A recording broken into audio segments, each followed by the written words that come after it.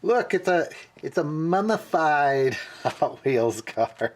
I wanted to show a trick. I mentioned I'd show a few more things on the customs, and I really don't know what folks know and would think is neat. So I thought this was one of the things I figured out a while back that works pretty well.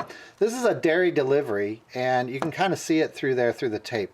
The front's right here. And here is, excuse the paint on my hands, obviously been working out here. There's the back tire, and I've attached another back tire, and there's the underside. And you can kind of see how I tend to attach these, as long as I'm not going to see on the inside. Now, if I'm going to see the inside of this, it's a much more complex process. But I use popsicle sticks that I chop up, and then I embed them in JB weld. That's what you're looking at. And then I'm going to go over the top of this with Bondo eventually. But that's how I get it set. Now, what I'm going to do is peel this off, and you might be wondering, why is there tape on it? It's not to protect the finish or anything. It's just Zamac metal. Just, you can see it's not even sanded down yet in some spots. It's so that when you put that seal in there, or you combine the two sides, that it doesn't like goo up out through the cracks. And so you end up with a nice smooth finish, mostly smooth finish. And it's not perfect. It's still going to need some sanding.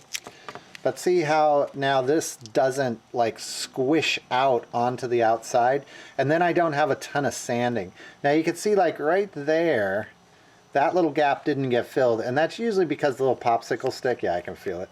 The popsicle stick is covering it up, and I try to kind of squish the JB weld down in there.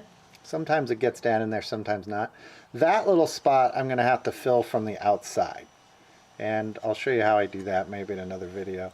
But watch the windows. I didn't want the windows here, so the windows have been sealed up. And if I pull this across, see those windows now are nice and flat.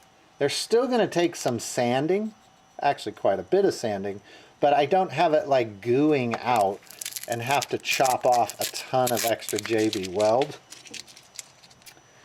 And it gives me a stronger seal because I can kind of force all that JB weld into the joints. So this is another seam. That seam there is actually a pretty tight seam.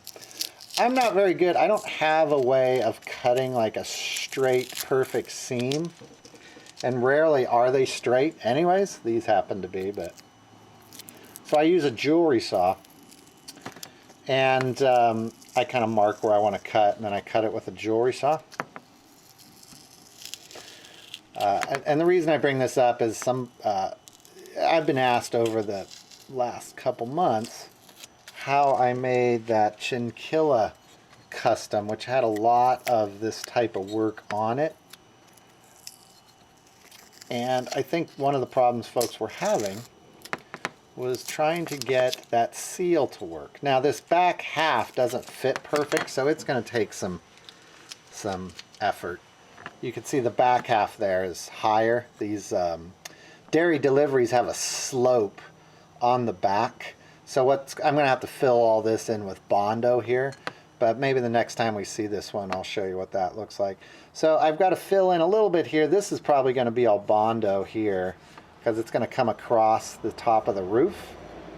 But these side pieces right in here, I'm going to need to fill. A little bit of tape still there. But that's a pretty good seal. I'll show you the underside. And pretty happy with that seal. I'm going to have to sand that tape off. But pretty happy with that. And it's really strong. It's not going anywhere. So now I can continue to work on it. And we're going to have this kind of double wheel dairy delivery thing that should, the next time you see it, look a lot nicer. Anyways, just wanted to share that trick with you.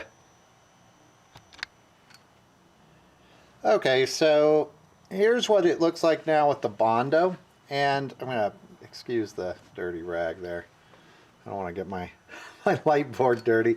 But so the JB weld is what's really holding it together. Dirty hands again. But that Bondo, which dries fairly quickly. You don't get a lot of chance to really work with it. Now, it's got to be sanded and smoothed and reworked, obviously. But that Bondo on top is what's going to smooth out that whole top. And you can kind of see the form there. And I'll show it to you when it's smooth. Most of that's actually going to get removed. But you have to kind of squish it down. And I usually go through and kind of pat it down to kind of make sure I don't end up with little, see like that little air bubble? Now that's going to be sanded out anyways. But you don't want to sand it down just to have an air bubble in there or a little gap, because then you just have a new hole that you have to fill later. Also a few other tricks. I went through and kind of smeared Bondo in those little gaps that were there before, and they're hard to see now. Don't worry if you get kind of extra Bondo on the car. It comes off pretty easy, and I'll show you how I sand that off. But I don't get in there too much and wipe it, and I don't like to wipe it down with like a wet rag, because then it just jams the Bondo into all the little gaps, and I find it's just easier to get out this way. I can kind of pop it out with a file instead of like welding it on with water. I know some guys like to kind of wipe all this down, but also the water then lifts up the Bondo a little bit from those little cracks, or the JB weld, it works the same, and you end up with a little divot there, and I'd rather just clean it up. So it looks ugly right now, but it'll work. Those back doors I didn't do anything with. We'll see those all sanded down here probably the next time. One last thing, the extra Bondo, which I always end up with a little bit, I kind of smeared in here. And again, as long as you're not going to see the inside. By the way, there's going to be a little wall right here, so you're not going to see most of this. But there's BBs back there. And they're just BBs like you would buy at Walmart. And I like to kind of jam the BBs down in the Bondo on anywhere where the base or the windows aren't going to hit. Now, clearly on this little dairy, the windows are going to take some reworking because they would usually stop right around here. So I'm going to have to chop up the windows and all. But that's where it is so far. And we'll see this guy here sometime in the future once I get another chance to work on it. But I'm going to go let that dry. Thanks for watching, everybody. See you later. Bye.